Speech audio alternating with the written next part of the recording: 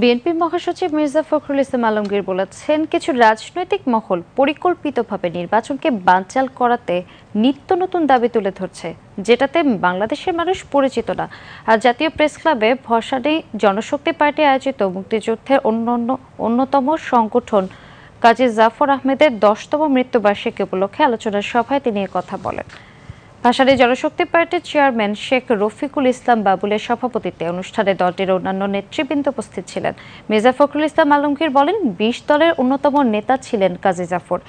বাংলাদেশকে একটি গণতান্ত্রিক রাষ্ট্র হিসেবে প্রতিষ্ঠা করতে তিনি দীর্ঘদিন আন্দোলন সংগ্রাম করেছেন।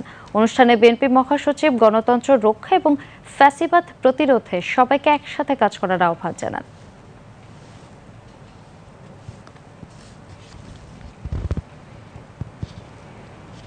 আজকে কিছু সংখ্যক রাজনৈতিক মহল অত্যন্ত পরিকল্পিতভাবে নির্বাচনকে বানচাল করার জন্য, নির্বাচনকে ব্যাহত করার জন্য নিত্য নতুন দাবি তুলে তুলেছে। আপনি ভোট দেবেন, কাকে ভোট দিলেন আপনি জানেন না, ব্যক্তিকে চেনেন না।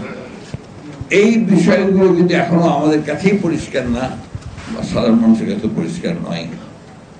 এগুলো নিয়ে তারা হুমকি দিচ্ছেন, কথা বলছেন।